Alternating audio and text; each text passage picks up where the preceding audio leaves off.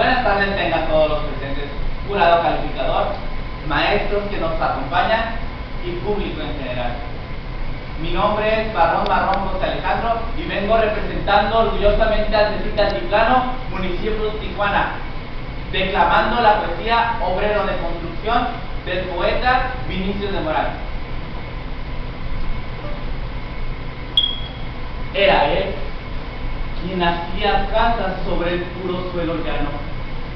Como un pájaro sin alas, subía él con las casas que brotaban de su mano.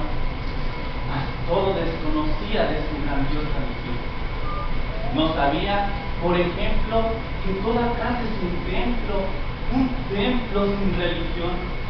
Como tampoco sabía que la casa que él hacía siendo su liberación, su esclavitud también era.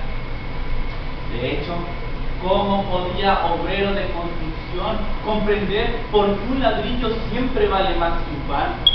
A ladrillo colocaba él con su albañilería, en cuanto a pan lo comía, más ladrillo. ¿Quién tragaba? El obrero así seguía, con sudor y con cemento, alzando una casa aquí, allá un apartamento, hay una iglesia, al frente un cuartel y una prisión donde él estaría de no ser eventualmente obrero de construcción. Pero él desconocía un extraordinario hecho.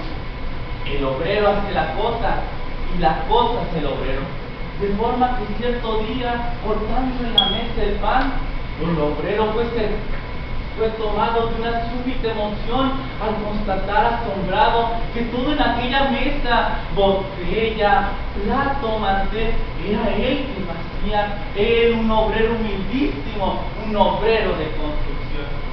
Observó a su alrededor sartén, vaso, palangana, banco, mesa, colador, vidrios, paredes, ventana, casa, ciudad y nación.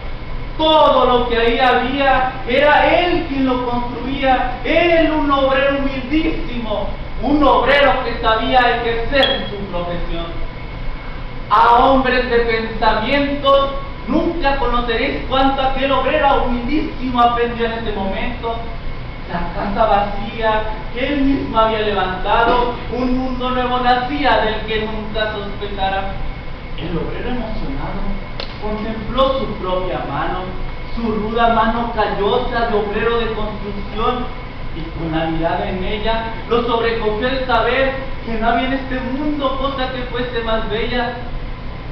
Fue con esta comprensión de ese instante solitario que, como la construcción, creció también el obrero, creció en lo alto y lo profundo, en tamaño y corazón, y como todo el que crece, vio que no crecía en vano, a más de lo que sabía ejercer su profesión, aquel obrero adquirió una nueva dimensión de poesía. Un hecho nuevo se vio que a todos los admiró. Lo que un obrero decía, otro obrero lo escuchaba, y así fue como el obrero de la casa en construcción, que siempre decía así, comenzó a decir que no, y aprendió a mirar las cosas hasta que no daba atención. Miró que su cantinita era el plato del patrón, que su cerveza barata era el whisky del patrón, que su mono tan sudado era el traje del patrón, que la choza en que vivía era mansión del patrón, que sus pies tan andariegos eran ruedas del patrón, que lo duro de su día era noche del patrón, que su tremenda fatiga, la amiga era del patrón. Y el obrero dijo no, y el obrero se hizo fuerte con esta resolución, y como era de esperarse, las bocas de la traición empezaron a babear a oídos del patrón, mas el patrón no quería ninguna preocupación. Convénzanos del opuesto, dijo él sobre el obrero, y al decirlo sonreía. Al otro día, saliendo de la obra en construcción, el obrero fue cercado por los de la delación y sufrió por destinado su primera pateadura. Le escupieron la cara, tuvo un brazo fracturado, mas cuando fue preguntado, el obrero dijo no. En vano sufre el obrero esta primera lesión, muchas otras le siguieron, otras muchas seguirán, Pero por imprescindible en la casa en construcción, el obrero proseguía y todo ese sufrimiento se mezclaba con cemento en la casa que crecía. Sintiendo que la violencia al obrero no doblega, un día intenta el patrón usar el modo contrario, de modo que fue llevándolo arriba en la construcción y en un segundo de tiempo enseñóle la lección y señalando al obrero le hizo esta proposición: te doy todo ese poder para su satisfacción, porque a mí me pertenece y se la doy a quien quiero. Te doy tiempo de reposo, te doy tiempo de mujer. Todo lo que ves, por tanto, será tuyo si me adoras, y lo tendrás si abandonas lo que te hace decir no. Dijo, y dio al obrero, mirando y reflexionando. Mas el obrero veía lo que el patrón nunca veía.